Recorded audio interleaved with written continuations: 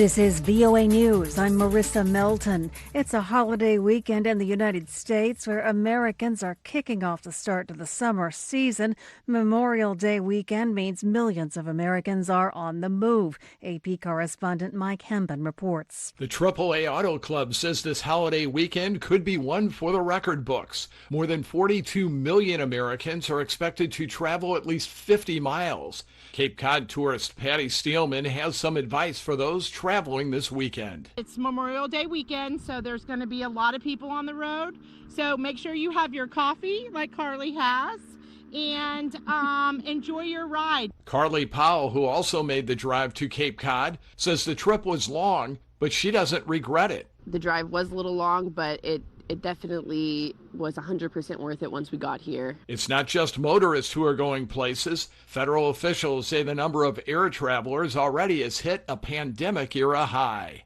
I'm Mike Hempen.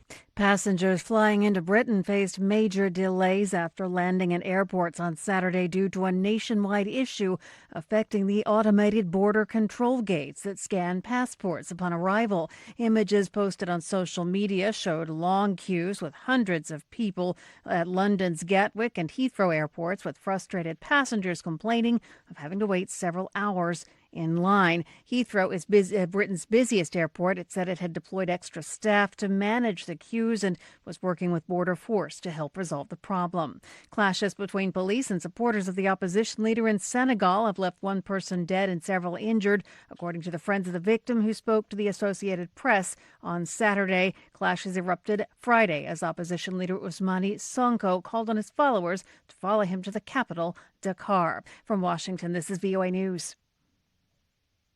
Iraq launched a $17 billion project on Saturday to link a major commodities port on its southern coast by rail and roads to the border with Turkey, in a move designed to transform the country's economy after decades of war and crisis. Reuters' Lucy Fielder has more. Baghdad hopes the Development Road project will transform Iraq's economy and aging transport network after decades of war and crisis, shortening travel time between Asia and Europe in a bid to rival the Suez Canal. The project to link the Grand Foul port, which is still under construction, was announced on Saturday at a conference to court Arab investment. Iraqi Prime Minister Mohammed Shia Sudani said the Development Road project aimed to achieve a sustainable non-oil economy. Iraq's government envisions high-speed trains moving goods and passengers, links to local industry hubs, and an energy component that could include oil and gas pipelines. That's Reuters' Lucy Fielder reporting. Pope Francis returned to work on Saturday, meeting with a famous American director after a fever interrupted his regular schedule. AP correspondent Julie Walker. The pontiff met with Martin Scorsese and a number of other artists while addressing a conference on the global ethics of the Catholic imagination, according to Vatican News. He also met with visitors from Georgetown University. The Vatican's confirmation of the 86-year-old Pope's fever sparked concerns about Francis's health. In March, he was rushed to the hospital, diagnosed with acute bronchitis. The Vatican says the Pope will preside over Pentecost Mass Sunday and meet with Italy's president Monday. I'm Julie Walker.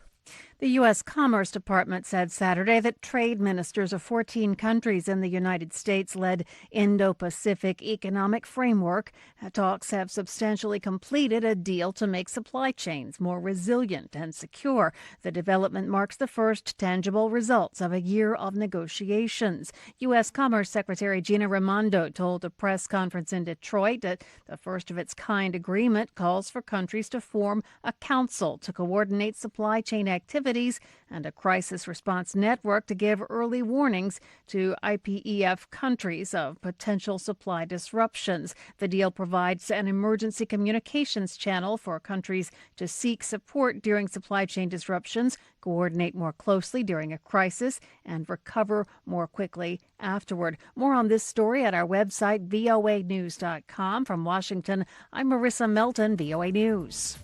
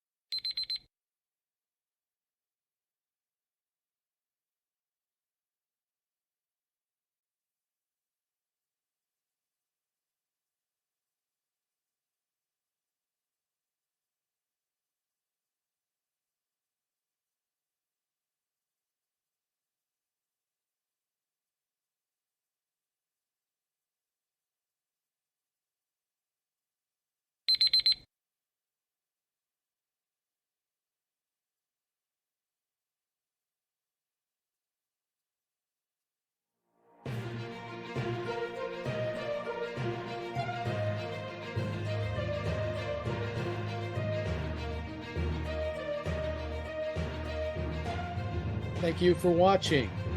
Can you do me a favor? Please leave a comment in the comment section below. That would really help.